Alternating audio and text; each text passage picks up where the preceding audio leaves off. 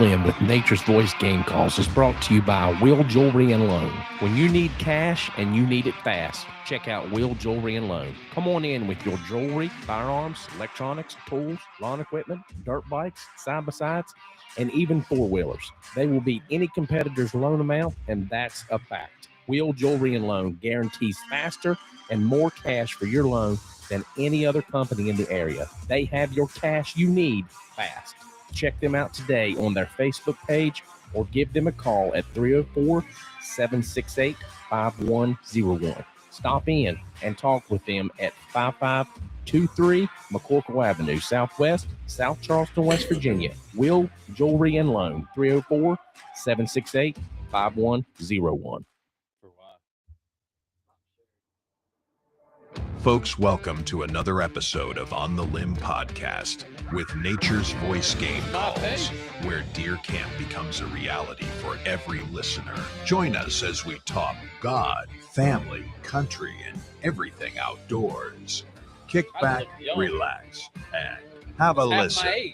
Now, here's your host and co-host, Mike and Dan. You probably could hear that there in the background, but that's fine. Hey, we're just getting back in it for 2026, right, Dan? That's right. That's right. Welcome back, folks. We've got Jackson and Jason Webb on here this evening.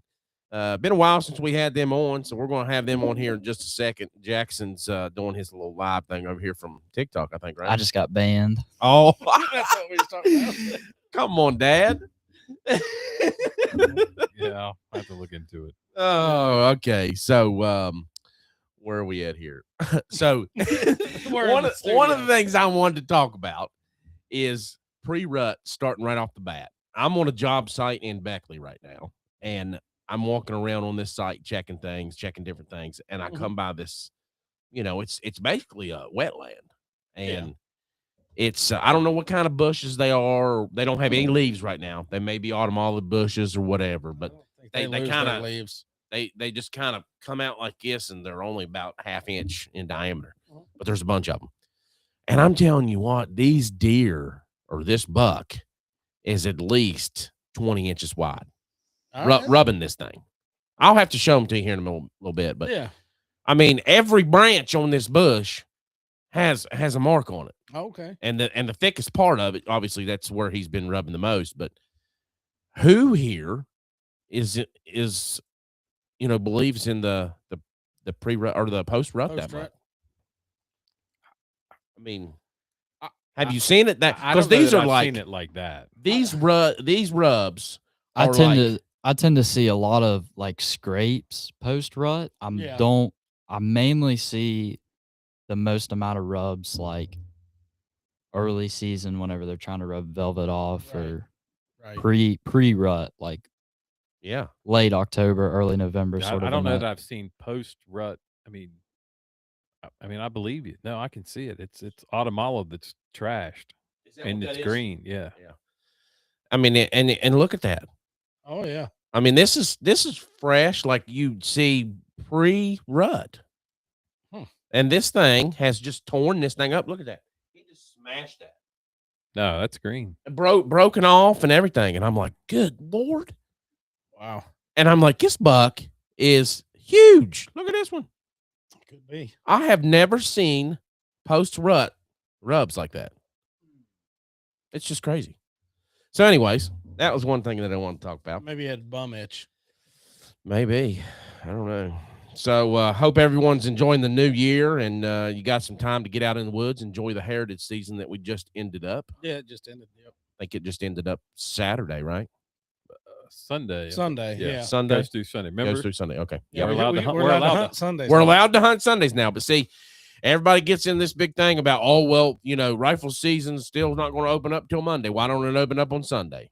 I'm glad it doesn't. I'm glad it doesn't either. I'm glad it doesn't either in tradition. And I know that in Pennsylvania, they changed it this year, right? Well, they changed it. You can now hunt on Sundays. We were part of that push last year during the session. The governor actually signed the bill, Governor Shapiro, but they used to open up the Monday after Thanksgiving. Right. And so that was a tradition for everybody in Pennsylvania. And now they've opened it up to essentially the Saturday before or following Thanksgiving. Wow. And so that there's actually bills to sort of reinstate it back, but I don't think it'll ever pass. The one thing I want West Virginia to do is if you have a big game season or if you have any type of season, I think the season should open outside of deer season.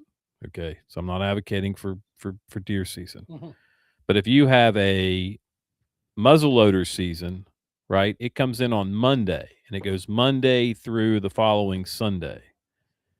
I think it should come in on Saturday and go through the following. So the working man has Saturday and Sunday because nobody can take off on Monday to go muzzleloader hunting. So by the time they get to the next weekend, the deer are already, busted up and back in the, you can't find them, locate them, and all that stuff. So I don't know. It's like a retirees kind of season. I don't know. Yeah. So no, I see where I can see where you're saying with that, but yeah, leave buck season alone though. That Monday it gives everybody that time for get done with all your things. Absolutely. And I don't ever want to see that change. Yeah, you get up there on the Saturday. Usually, you go to deer camp on your Saturday after the weekend or work week. But even turkey season in the spring comes in on a Monday. Why doesn't it come in on Saturday? Some whatever the biologists need to do to make sure that it the population or whatever. Yeah, our turkey season should come in 2 weeks earlier. Absolutely. That's been the. I mean, for me, youth season, 10 years. youth season's my best shot. Now, a lot of people would argue, well, it's just kids in the woods that day. Well, by the time May rolls around, they don't hardly gobble at all. You'll get one every once in a while, but. Yep. Yeah, I agree. All right. Well, starting out with that, just opened up all kinds of good conversation Absolutely. there. So, like I said, we got Jason and Jackson Webb on. Jason is the owner and operator of Capital Advocates LLC, and his son has started Hunt Next. Of course, I think Hunt Next maybe kind of like on the lowdown. You're not doing it no more. I mean, I'll definitely film next year. I just didn't really get an opportunity to film this year. We talked there some, and you thought, I might not do that no more. Well, he made the golf team, and they went all the way to the state tournament, and that went all the way through the third weekend of October, and it just took up a lot of time, which it was great time to run around and watch him play. And he's a junior, and he's got one more year. And so next year, I mean, we had some opportunities this year. We just didn't make it happen, and that's not our fault. Hunting to us, well, I've said this 1,000 times on this podcast to everybody. Hunting should never be measured by the size of the animal. It should always be measured in the time well spent with family and friends in the woods or the outdoors or on the river or whatever it is that you're doing. So, I mean, it's just time well spent. So anytime Jackson and I get together and hang out in the woods or travel or sling corn or whatever it is we're doing at that time. I mean, that it's the journey. It's not the end. It's all the time in between. So. Yeah. All the moments leading up to it. Oh yeah, for sure. Absolutely. We saw a couple nice bucks this year, and I had one. I pulled back 3 times and let down 3 times on a buck that I probably should have taken, but I just kept trying to size it up, and it had a huge rack, probably in the mid 140s. But I know that 2 other deer that exist in that area that I was waiting on, and guess what? They never showed up. And in fact, I haven't seen any of the deer since, because we run Browning cams. Our Browning cameras, they're cell cameras, so we run those well after the season just to kind of do an inventory to see what happens. And so, all 3 of the deer never showed back up. So congratulations if somebody got them. But if you're going to shoot big deer, then you've got to pass on the 140s if you're trying to shoot a 160. Yeah. And again, I don't care if you shoot a spike. Again, I don't measure it, but we enjoy kind of chasing the big boys. They're a little more elusive. They're a little more different. Right. And that's what we enjoy. But I don't want to discourage anybody. Go shoot what you want. There's more strategy in that. Sure. And a lot of times if you don't have that aspect of it, you kill something right off the bat and then you're done. Your season's over.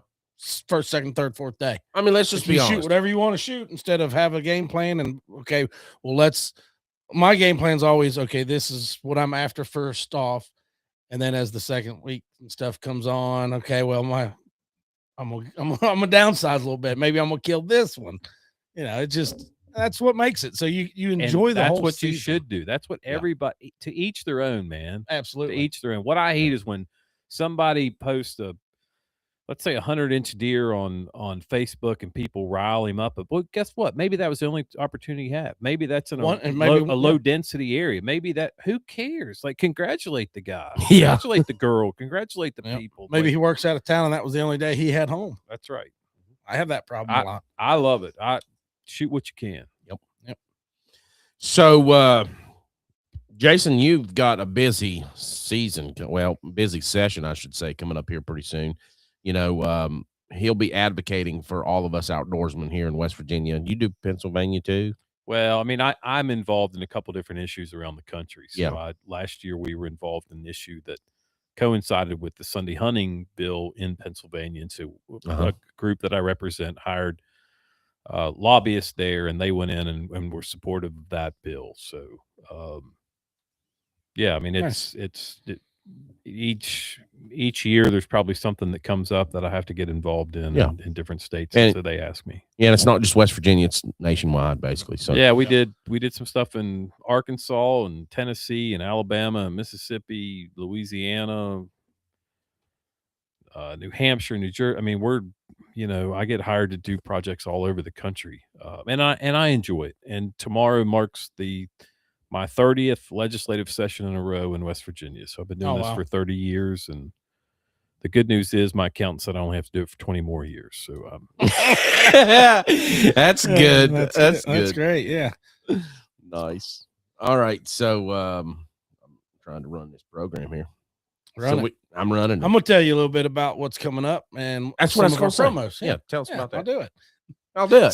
So we'll talk about the West Virginia Hunting and Fishing Show first. That's right. I'm gonna. This will be the 38th year of that show too. So that's the 38th year of the show that is produced by West Virginia Trophy Hunters Association. Past exhibitors talk about the West Virginia Hunting and Fishing Show is one of the best ran and more productive shows in the United States. This show features exhibitors from as far away as Alaska, New Zealand, Spain, and Africa, plus the U.S. and Canada. In conjunction with the show, we run the West Virginia. They run the West Virginia Whitetail Hall of Fame there too, where you can come in and you can get your deer scored and get it put up on the wall if you want to. Yep. So the West Virginia Whitetail Hall of Fame provides an opportunity for individuals to bring their West Virginia deer trophies in and get the official scoring and display the largest racks harvested there on the Wall of Fame. They also have the Wall of Shame too. From the DNR, from the ones that's targeted. There's some studs on the Wall of Shame. Last year there was that one they killed that guy poached on last year. Yep. So you can bring your mounts in, get them scored if you wish. Bring your tags for the deer for the official West Virginia DNR scoring. Each year in January, the West Virginia Trophy Hunters Association presents the West Virginia Hunting and Fishing Show at the Coliseum and Convention Center in Charleston, West Virginia. That's right. And West Virginia Trophy Hunters Association is 100% volunteer based. And this year, the 2026 show schedule runs from Friday, January 23rd from noon to 9, Saturday, the 24th from 9 to 9, and Sunday, the 25th from 10 to 5, which I'm not so sure. I seen something the other day that they posted on Facebook, and I think I shared it. It said Sunday this year is 9 to 9 or 10 to 9. So it was a late get out for Sunday this year. I'm not sure if that was a typo on their part. Might have been. But yeah. I mean, it's always been 5 o'clock. Yeah, I know. I could see some people that would like to do it later. I can too, because you get that like 4 o'clock rush and then it stops. Well, a lot of people have church on Sundays. Right. They go out to eat with family and then. Yeah. And then by the time they come to the show, they only got an hour to look around. Right. You can't look around that show in an hour. Nope. I mean, there's so many things that you can go through there and do. I mean, you're stopping at the jerky booths and pickle booths. Pickle booths. Yeah. That's right. I did see them post. They made sure to make the post. We will be there. Who's that? The pickle guys. Oh yeah, definitely. They've actually got a place in the mall now. They've actually got a shop set up in the mall. And Charleston Mall. Yeah. Well, that's troublesome. Nobody goes there, right? Well, they're trying to fill space. I got you. Also, guys, check out troutroutes.com and use promo code nature26 and get a 3-month membership for free. Trout Route is one of our great partners where you can find new waters, new places, and new access points. It's available on both Android and Apple stores. Also, you can use that Same Nature's 26 on any of the Onyx Hunt, Onyx Trail. I don't Onyx Off-Road, Onyx there's so many Backcountry. of them. Tons of them. They're great. All of them are great. So whichever one you prefer to use, guys, check them out. Yep, it's on the screen right now. If you'd like to scan the QR code there, and they'll send you right to the website, and you can download it. Also, be sure to head over to our Spotify, Apple Podcast, Amazon Music, YouTube, or wherever you get your podcast to listen to our current and past episodes. See, that's not a thing where words are hard. We know that. Yeah, that was easy. It's all this new stuff that we get in and we got to talk about. Yeah, that's right. That's right. Oh, geez. All right. So we've already been talking here a little bit, but we have Jason and Jackson Webb on here. So without further ado, please welcome Jason with Capital Advocates LLC and Jackson Webb, the creator of HuntNext, and he's going to talk about his little new adventure here in a little bit. Right. We'll ask him about that. So how you guys been doing? We've been good.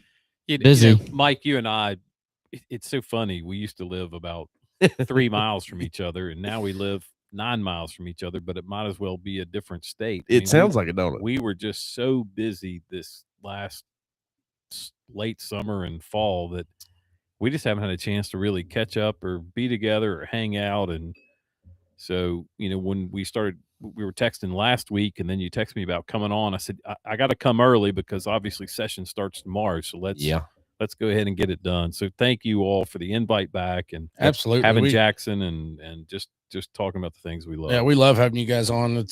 And I'm sure we'll have you on again after sessions.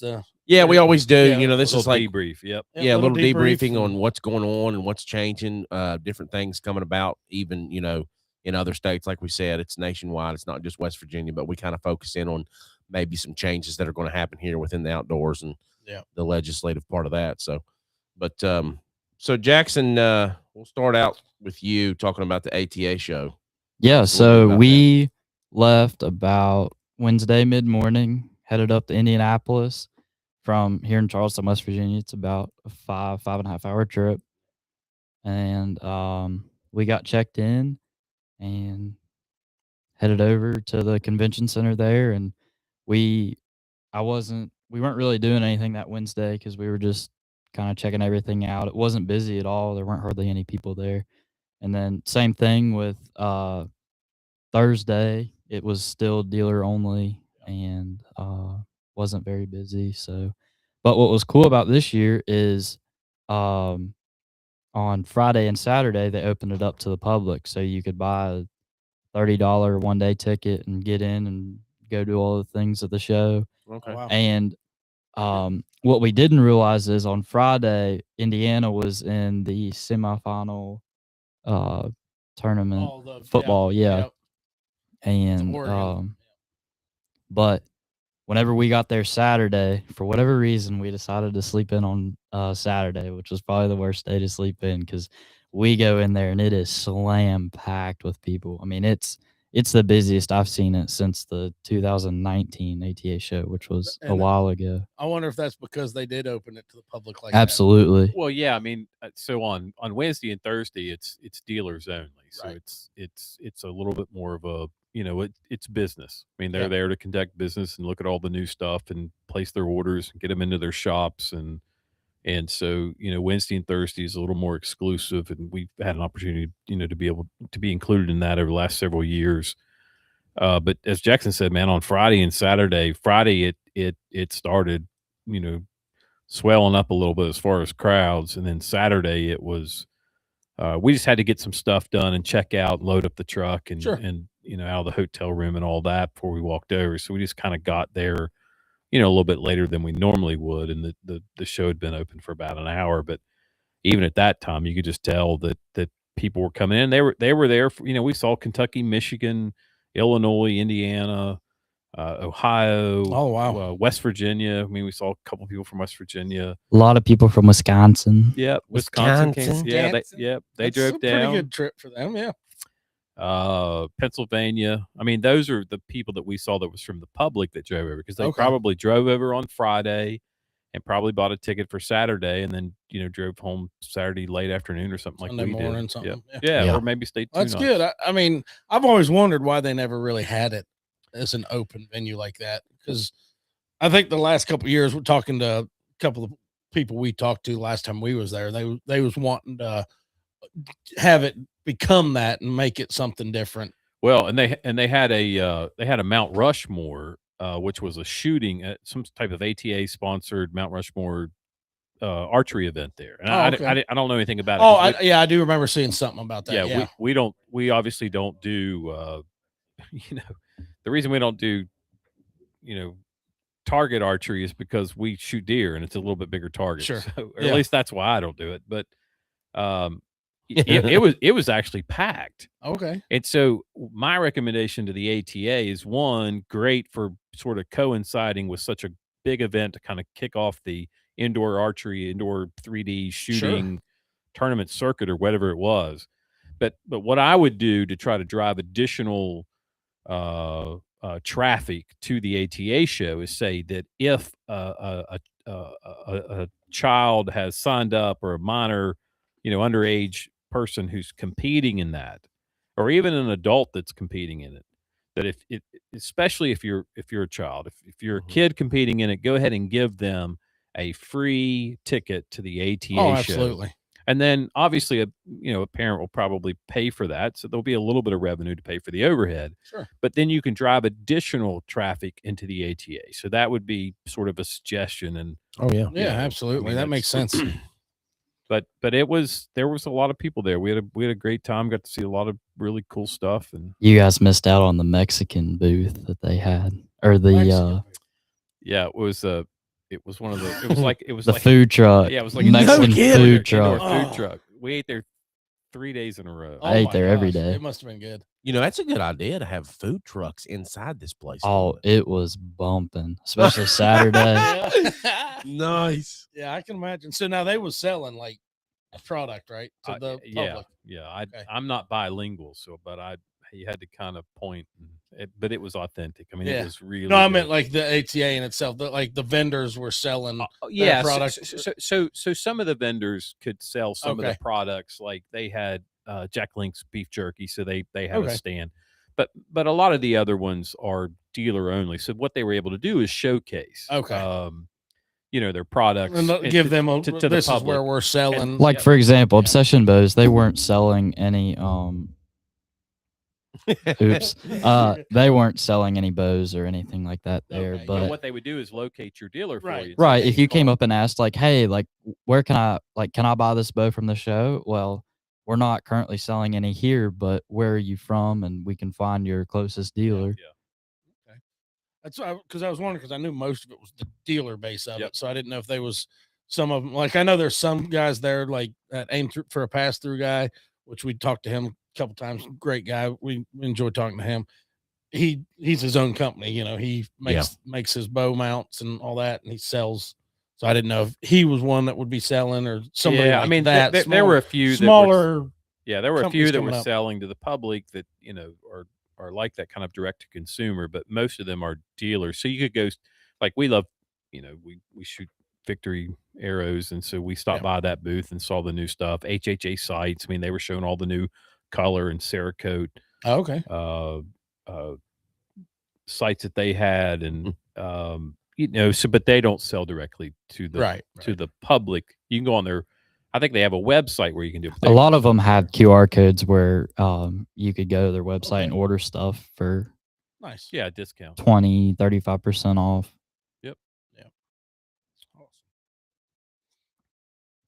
But we missed you guys this year. I know that was on us because we planned on going. Like we talked about it. We're like, let's do the ATA again this year. And he's like, all right, yeah, for sure. We'll do it. And I looked and I'm like, it's going on right now. He's like, no, it's not. It's never this early. It was a week early, which was great for me because it was the week before, my busy season started. And it's funny because I went out there with like 3 changes of clothes and didn't realize I was going to be there for 4 days. Yeah. So it even confused me a little bit, but we had a great time. Saw a lot of really, Obsession Bows. We love those guys. Jackson shoots for them. Martin Archery. They're like family to us. I mean, they're such a great group. And Tombo Martin was at the booth a lot, and Jackson got to talk to him some. And I mean, it's just we really enjoyed it. There were. there were some cool products that were kind of new this year. Yeah. I seen some stuff on Facebook and from the show, and so that some new products look pretty cool. Yep. So I'd like to see them firsthand, but I guess Facebook video will have to work. That's right. So, I mean, that's a good base cover of that. But let's talk a little bit about Full South Outfitters. Jackson, this is your new brand you're creating? Yes, sir. So, over the summer, well, it was back like early June. One of my buddies texted me and he was like, "Hey, I just bought this Instagram page with 4,000 followers, and it's a truck page." So he would just have people DM him pictures of their trucks, and he would repost them, and it just a lot of people started following him, but he was too busy to run it, and so my buddy was able to buy it off of him, and he was like, "Do you want to help me run this?" And I was like, "Yeah, I'll help you." And he was like, "All right, I'll give you the login or whatever." And so, like, we were posting stuff, and 3 days later, he's like, "Man, I don't have time for this." I was like, wow. "That's fine. Like, I can just start running it by myself." And so, I texted one of my other buddies, and I told him about what I had done, and he was like, "Why don't we take it from a truck page and turn it into a truck club?" And so we would, have certain truck meets in different parts of the country. Well, probably the East Coast. We wouldn't really go out west, but we could do Virginia, North Carolina, South Carolina, stuff like that. And so we started doing that for about a month, but there's just so many other truck clubs, and I had buddies that were in other clubs, and I didn't want to have the competition with them. And so I was already in the process of making different logos for stickers and shirts and stuff. And I was like, why don't I just try to start making those and selling them? Just try to start a little clothing brand, because I already have these really cool logos, and maybe it'll be an easy way. Well, I shouldn't say easy, but it'll be a good way. Good way. It'll be a good way to make money in my free time. And so, I mean, essentially, he has a sweatshop in his own bedroom. Yeah. He's up there, slaving late at night. now it's just me. There's nobody else involved. I know, but it's your own preoccupation. Let's verify that here or clarify that. Yeah.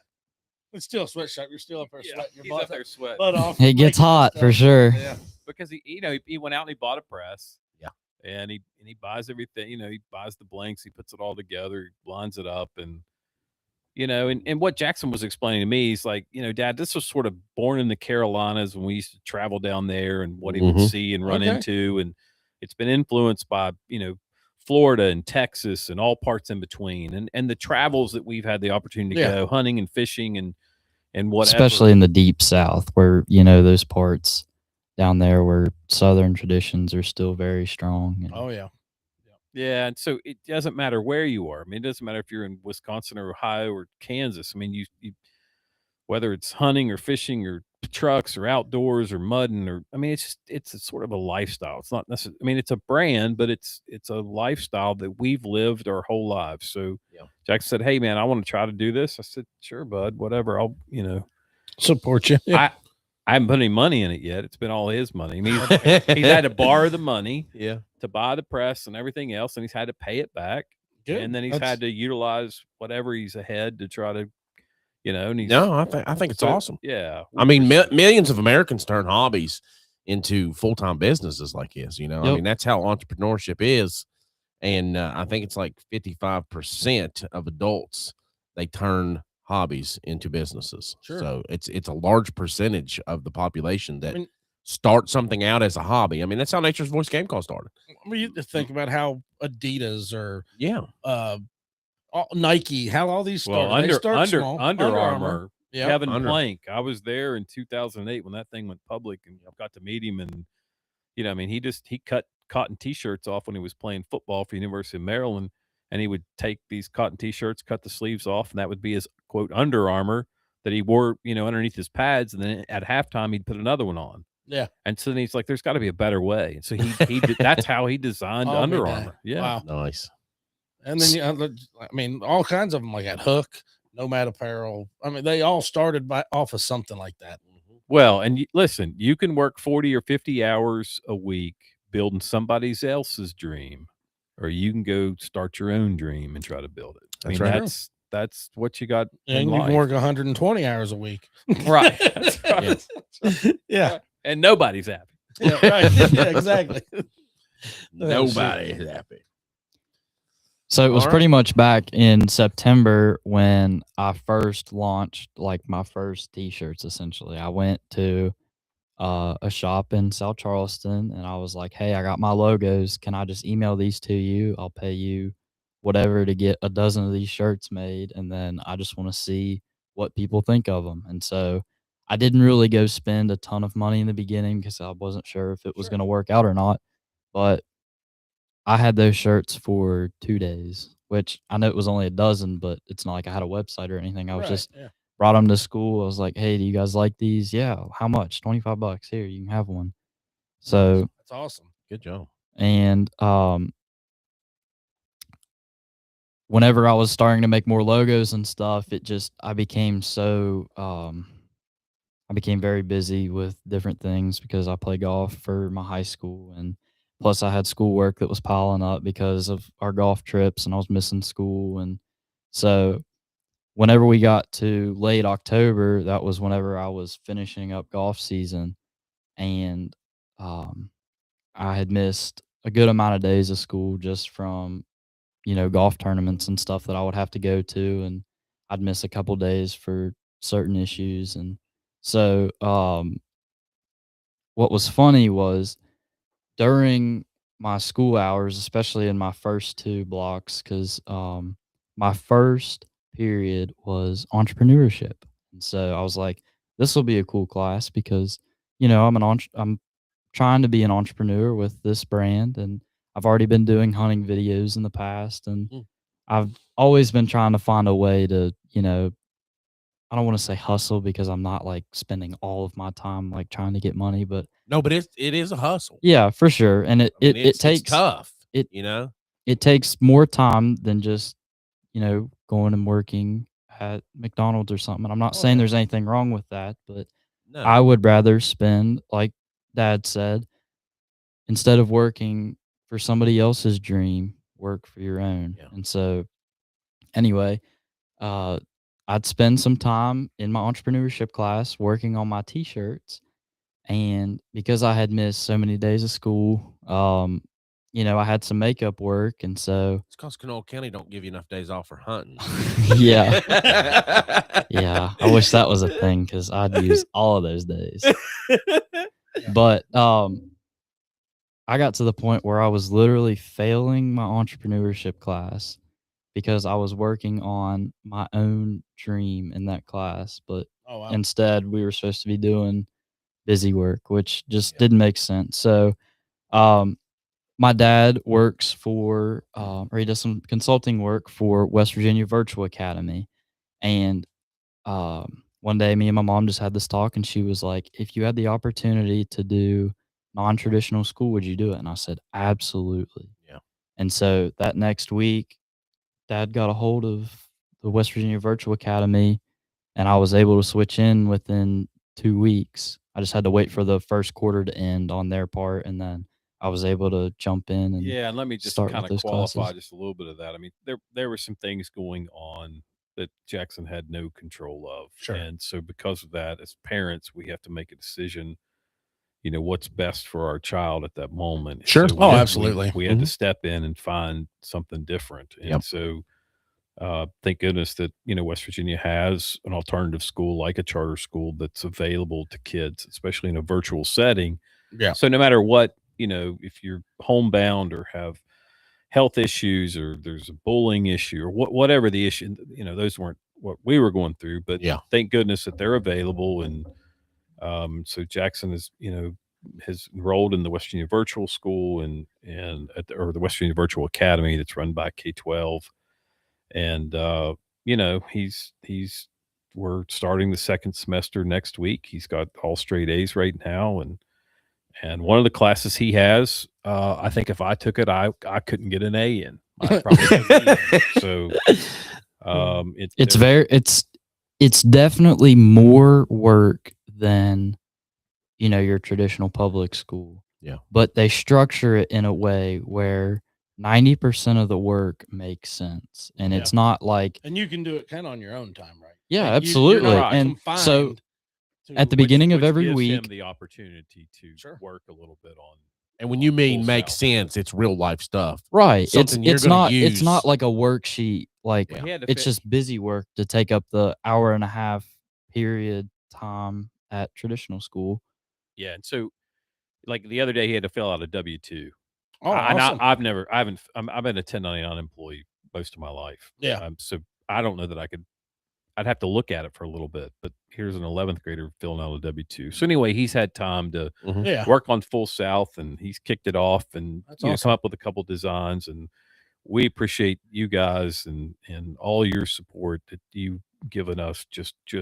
But you do that with everybody. I mean, absolutely, Mike, you guys are always giving and caring and trying to help. And whether you go fishing out of state and you run into somebody that you just really click with and you're like, man, how can I help you? Like, what can I do? How can I tell your story? And so that's what makes what you guys do just so awesome. I mean, appreciate it. On the Limb and Nature's Voice and all those things. And it's one of those things where we met a couple years ago through a mutual friend and just had a budding bromance ever since. Yeah. I mean, it's been great. I'm so glad that we met. I mean, it was kind of one of them things that just kind of fell into place. Never even knew you hunted, I mean, Ben had told me some things, about you guys hunting, but I didn't know you guys were in it as big as you are. And then we find out that, you guys have gotten in with some of these different companies and things like that over the years and worked with all these different people. And I'm like, we knew a lot of the same people that we've worked with. And I was like, man, that's just crazy. Yeah. How things like that just fall into place. I mean, we've been blessed to be able to do what we're doing and be able to go to all these shows and meet all these people. I mean, that's one of the biggest things that I think, and Jackson, remember this, business is about networking and keeping those client relationships. Absolutely. Keeping those connections. Yeah. I mean, what really one of the things that we did this year at the show is we wanted to make sure that some of the new partners and the folks that we had met in the industry, that we went back and just thanked them. We didn't have any requests. We didn't have any needs. I mean, HHA, that is a phenomenal site company. Oh, I love them. And those guys, they have a nonprofit that's sort of Christian based, and they're doing, some shoots this summer with veterans and folks within the law enforcement world that have kind of, gone to heck and back, if you will. And they just want to kind of give them a little reprieve on a weekend and treat them like VIPs and do some things for them. And Vortex is involved, and nice. And Matthews Archery. I mean, we shoot for Obsession, but we chose Obsession, right? Yeah. I mean, we shot Obsession bows, but at the end of the day, things that Matthews is doing, and Vortex and HHA to help veterans and Back in the Blue and those sort of things. I mean, God bless them for doing that stuff. But we went around and talked to the guys at HHA and just what a wonderful people they are, and some of the other groups that we have met over the years. But to your point, Mike, not only is it about relationships, but it's also about giving back and making sure that we're appreciative of what we have. For sure. Definitely. Yep. Well, we're going to take a break. We've gotten into this good little conversation here. So we've been in 39 minutes now so far. So we're going to take a break real quick, hear a word from our sponsor, and Dan will do our salute to valor when we come back. Absolutely.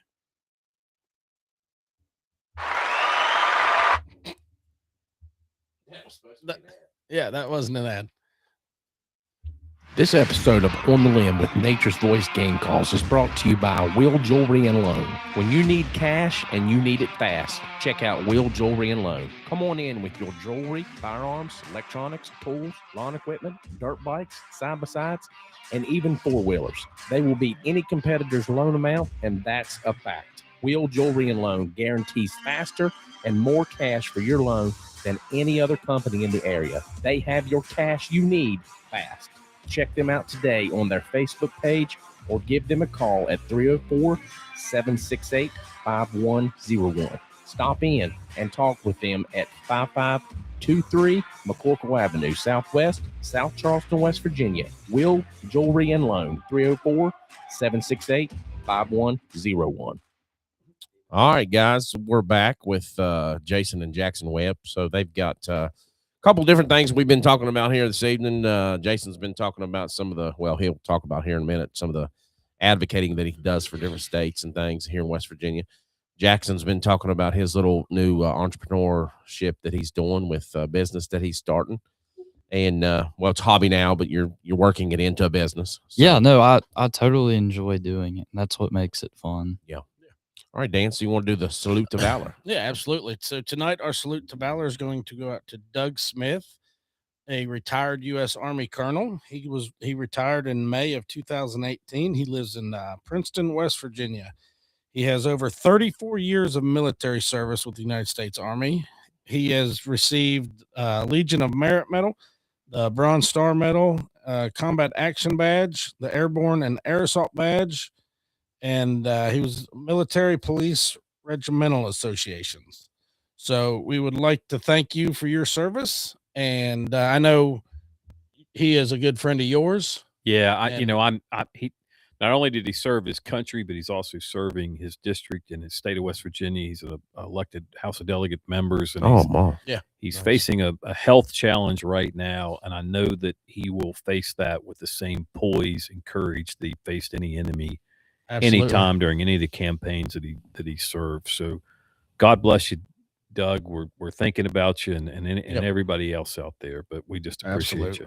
Thank you, Doug. Yeah, I know you was talking about him, about some of his assignments that he had, and it was pretty interesting. That's pretty cool. Well, and the funny thing is you get to know these people, but these people don't know that, especially someone like me that kind of pays attention to who they are as individuals and people and their background. And he probably doesn't even realize that I know all this about him, but I just pay attention because he'll tell these stories a little bit on and off in his office, and I maybe happen to be in there and get to listen. But anyway, I mean, when we're talking about the networking and keeping those client relations with business, I mean, that's one of the things that you do is you jump in the boat with them. You know, if you know them, you have that business relationship, it becomes a relationship as friends and family, and it goes on, and to that. Well, you talked about somebody that you knew at the sort of off the air before we got online, and you're just like, look, man, if you're going through it, tell me. We'll go through it together. I mean, if we're friends, we're friends. And so, I had reached out. I hadn't talked to Doug in a while, and didn't realize he was kind of going through this health challenge, and he shared with me a post on Facebook, which I'm not on Facebook much, but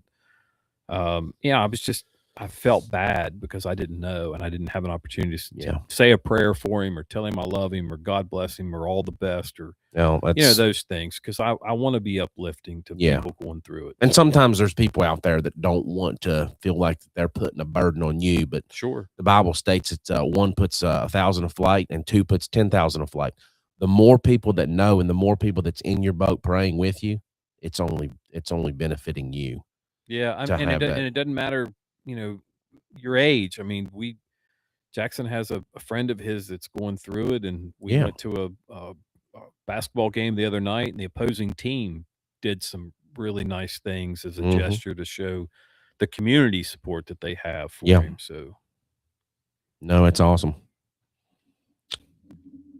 So, you guys got any? We'll talk about any plans that you guys got coming into the season this year. I mean, plans to hunt anywhere else in the country, new states for turkey this year, or anything like that? Well, we got boar season coming up next. Where are you doing that at? Well, we'll do that in southern West Virginia, one of the four counties. Pretty decent down there. I mean, you guys do pretty good. So I hunted probably 20 years for a boar in West Virginia and never saw one. Okay. The first time I took Jackson, he killed one.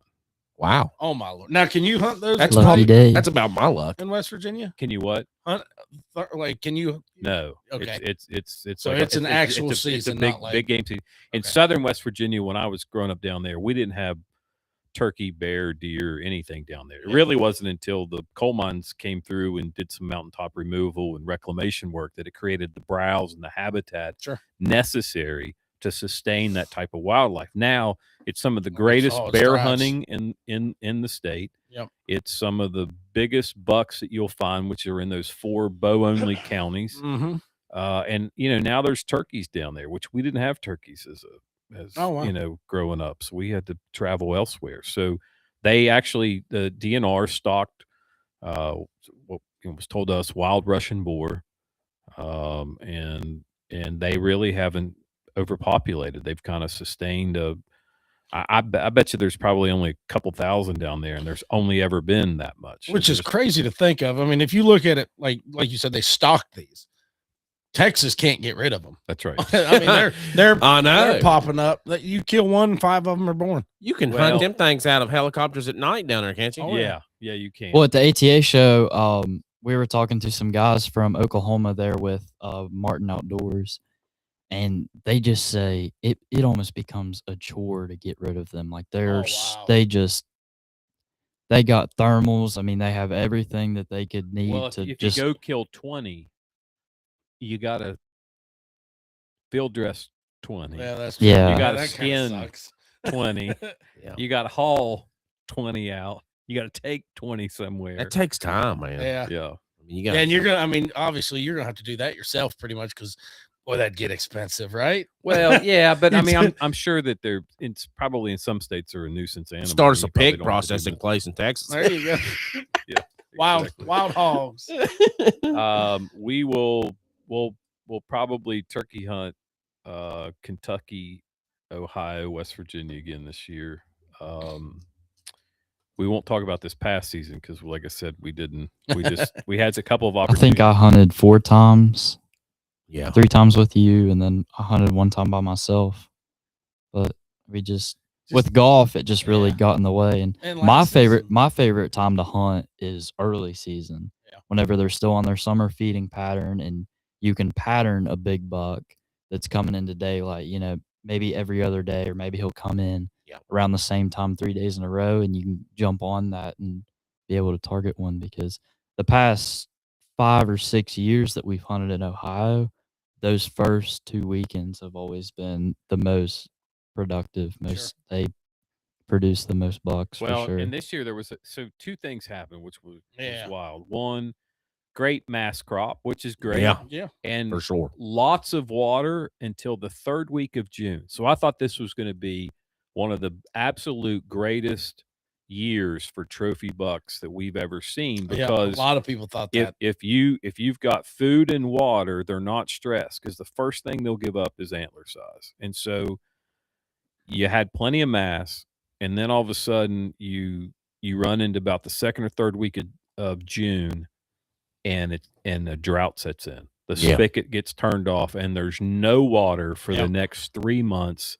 And then EHD moves into the Ohio River Valley, and between West Virginia and Ohio, it wiped us out. And thousands of deer were killed from EHD, and it went all the way down into Kentucky. And so you had this swath that kind of came through here from EHD, and so then that affected the numbers somewhat, for sure. And I saw lots of pictures of really nice bucks, and you guys have the drone guys that. Yeah, Long Spur Tracking and Outfitting. They've actually kept a good running tab on things this year, and we'll have to have them back on to go over some of their statistics and numbers.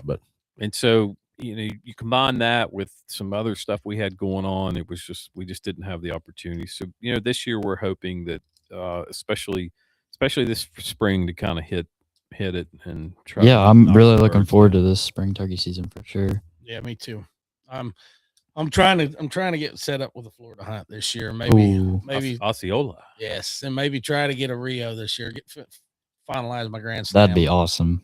But I almost had one last year, but it just didn't work out. We ended up working a Saturday that they was like, oh, we're not going to work Saturday, and I'd already had anticipation. If we wasn't working that Saturday, I was driving into Kansas because it was only like a 2.5 hour drive. Wow. From where I was at to get on a Rio Rio.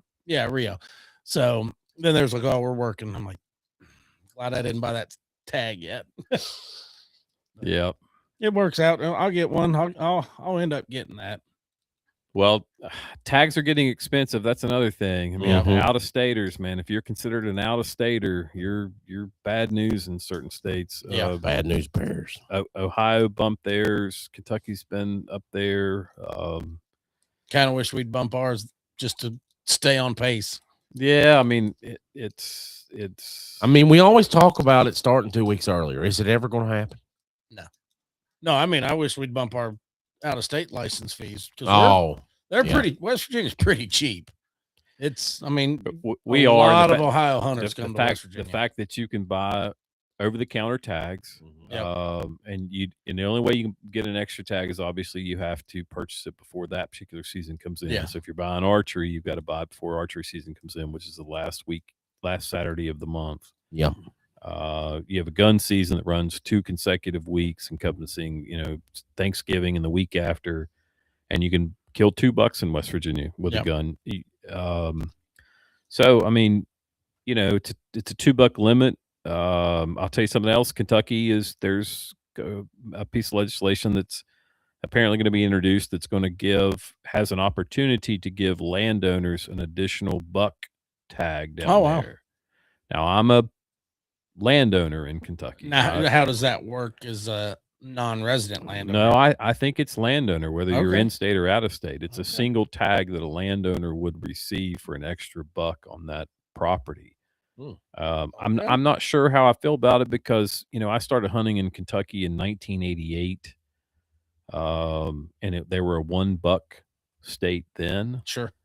And you could kill a buck and a doe or 2 does. That was their season. And so now they've got different regions down there, and depending on where you live, you can kill a couple more does than what you could before. But it's still a 1 buck limit throughout the entire state, just like Ohio. And so, obviously you can see people are more selective about the bucks that they're killing. And so I don't know. I mean, that's I don't have a right to vote in Kentucky. And so that's up to the Kentucky legislature to kind of decide that. I like it as a 1 buck limit. I mean, I live vicariously through Jackson. So if Jackson shoots a buck, I'm probably there with him or, enjoy whatever he gets, and vice versa. If I shoot one, as long as it's not bigger than his, he generally enjoys what I get. And then, I'm just teasing. So, but yeah, we'll have to, that'll be something to kind of watch as states maybe move to try to encourage more local opportunities or in-state opportunities. So, yeah. So talking about that in the West Virginia Division of Natural Resources, tell us about some of the things that you possibly could see coming up in legislation this year, since session's about to kick into high gear. Well, I got to be honest. I haven't heard of a lot of issues coming up. I mean, we passed the drone bill last year, which I supported. I think that made a lot of people happy in the state. I think it did because I think it was reasonable. Right. Yeah. Absolutely. It's not like you're going to be hunting deer with drones or hunting turkeys with drones. Like, you're trying to recover a either deceased or a wounded animal that could, feed your family. Yeah. And we had, like I said, we had 2 that got away from us last year, and we were in there with doe season, and then just, it was a CRP field. It was dry. There was no blood. And if Jackson could have flown his drone for just, literally 5 or 10 minutes. 5 minutes, he would have found the doe. And instead, we didn't find it till 2 days later, and it's spoiled, and there's nothing we can do. And I called DNR and I said, are you sure? And they're like, yeah, it's harassment. I'm like, I get the definition of harassment, but this is not harassment. I don't want to argue with DNR. I was there when they passed it, and it made sense in that moment that you're not going to hunt with a drone, which you shouldn't be allowed to do. So we, they got that done. They clarified some of the leash law on the dogs that they're able to use for tracking as well. They were going to do the 2 buck limit through the legislature, but then the Division of Natural Resources Commission actually voted to do it, and then it went into effect this past season in 25. What I was talking about was 2024, that season when Jackson. So how does that work with the commission? Can they bring things forth like that and not have to go through legislation? They can, because they've been given the statutory authority to regulate wildlife in the state. So if they need to change a krill limit on a stream or Yeah, or that change makes a sense. regulation. Yeah, or- I didn't even look at it that way. You know what I mean? Yeah, because a lot of states have that. Like I know Florida, they can change like red striper season and stuff like that, krill limits and bag limits, and let me tell you that there's a good and a bad to that. Sure, it's good when you agree with them and they're making good decisions. Right. Yeah, It's bad when they make what you consider to be a bad decision or you disagree with them. Yeah, and then you have to go fight them. And so that's what I've done for years with the deer urine. There's certain states where they pass a regulation and the legislature has to approve it. That's a check and balance. That's great.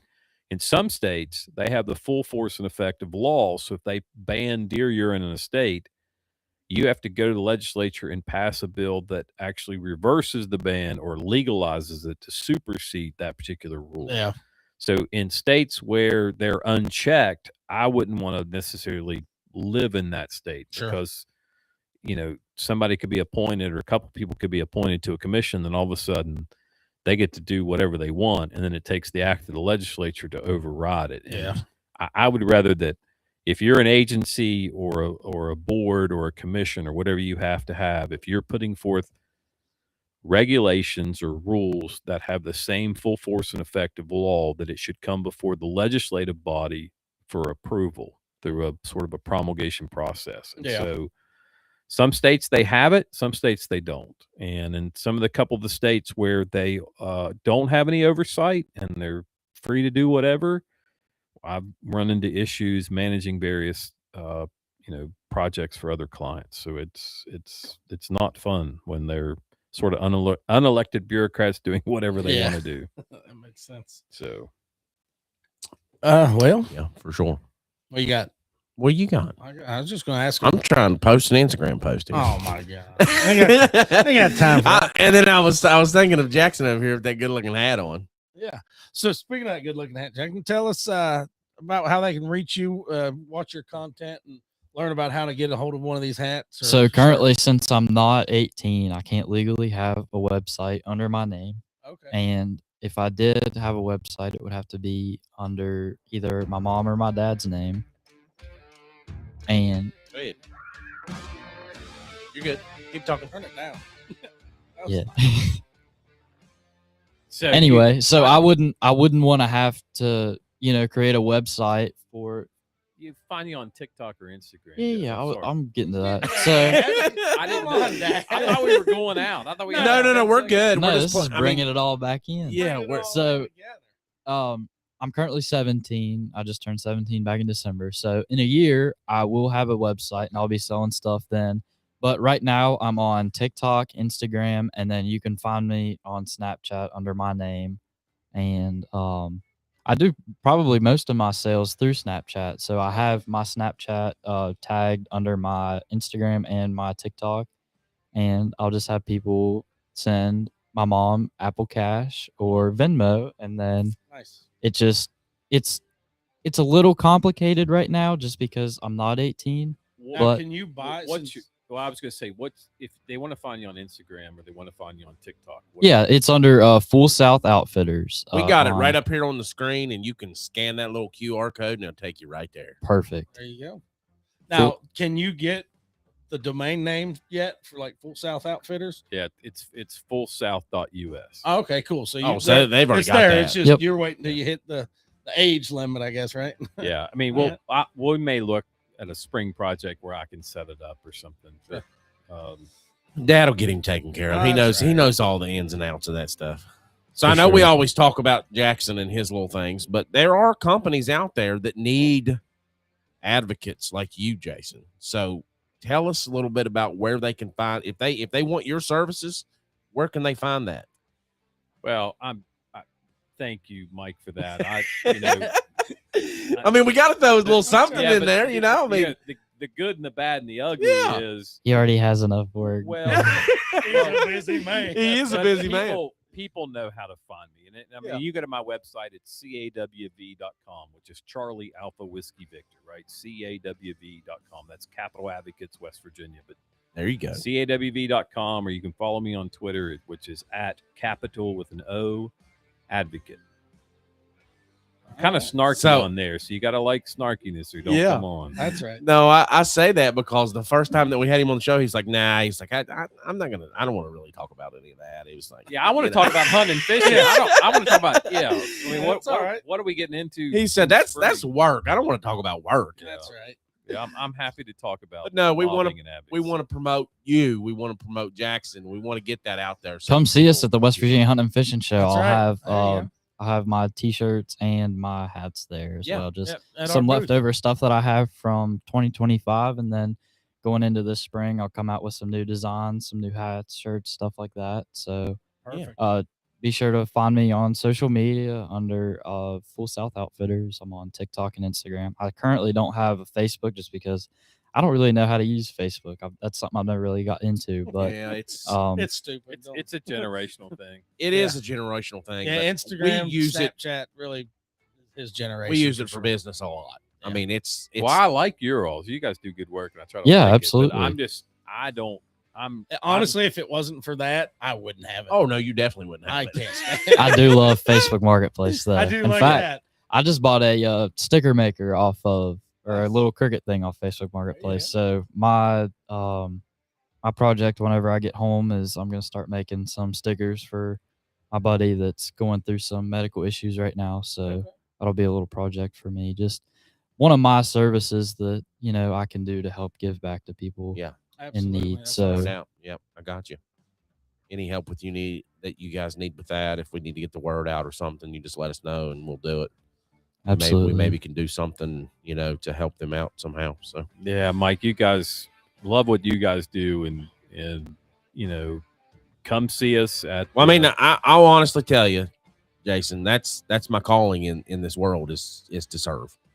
I started out serving, and I'll continue to serve. I mean, there's nobody that I wouldn't serve, and that's the way Jesus was. I mean, it's important for people to know you, Mike, and what you do, man. I mean, they like you've done stuff for us that you would never have to do, but you just give, and you give freely without any expectations whatsoever back. Yeah, and I don't do that for people to know it, and that's why a lot of people don't know it, and that's a good thing. I try to keep it that way because I don't want to put myself out there as it's me. I do it all. It's him through you. Yes, that is correct. So Dan, tell us a little bit about some of our partners real quick before we go out. Guys, check out Aqua Case. That's one of our newer partners we got. You can visit them at aquacase.net. Use promo code podcast15 at checkout for 15% off your entire order. They are your waterproof case and bag experts. And don't forget, like I said, check us out on Spotify, Apple Podcast, Google Podcast, Amazon Music, YouTube, or wherever you get your podcast for our past and present, current lives, whatever we got going on. Just check us out. Y'all have a good evening. Well, and you guys come see him at the hunting and fishing show. Yeah, we'll be there. Jackson will be there with us, so he'll be hanging out with us, helping us sling some of our apparel, some of his stuff, and we'll have a good time. So eating pickles. Eating pickles. Oh, and jerky. I can't wait for the pickles. Hey, and who else is our neighbor that was there, started last year at the show with us? That pork rind guy. Boy, he has some good stuff. You remember him? I think he's right there with us in our corner again. I mean, there's a ton of food there. Oh yeah. Well, you got to think about the trout guys. They're coming back. Are they coming? Have you talked? I talked to Dickie the other day, and he said he might be down here helping. So I'm thinking that the trout guys are going to be there. And you guys are going to do another podcast. Yeah, we're going to do a podcast there because we got Long Spur Tracking and Outfitting that's just right over from us. And we're going to do our annual Fife Street, right? Oh yeah, Fife Street. We'll be at Fife Street Brewing Company Friday after the show. We'll be live podcasting there with backcountry hunters and anglers. Yep. It's always sponsored by OnX Maps. Yep. So it's a pint night. They've got all kinds of food. We'll be set up there. We'll have a couple guests. Steve Flores is going to be on. Right. Outdoor writer, famous for his articles and things. He's from here in West Virginia. We're going to have him on. We're going to have Hunt Chef on. We're going to have a couple other people on. So we're going to leave that for people to come find out. So right. Can't give all of it away. No. But again, what's the dates on the hunting and fishing show? It's next week. It's not this weekend. It's next weekend. Yeah. Not this coming weekend, the following. So it's the 23rd, 24th, and 25th. Yep. This weekend's the PBR. Yeah. That's right. I got to take Jason Aldean's the same weekend as Hunting Show.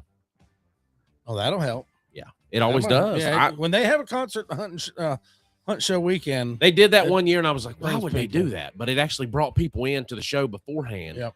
And then they went to especially maybe some people that would travel from out of state to come see him, like, you know, people in Ohio where it's closer for them to come to Charleston versus going to Columbus or Lexington or something.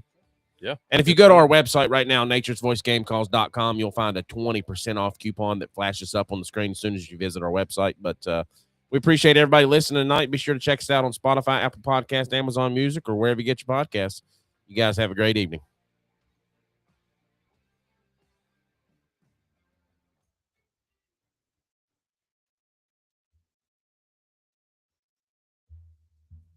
This episode of On the Limb Podcast with Nature's Voice Game Calls is brought to you by Webb Plumbing Incorporated, located at 6202 McCorkle Avenue, St. Albans, West Virginia. Webb Plumbing Incorporated has had master plumbers and HVAC specialists established and serving the Knoll Valley since 1994.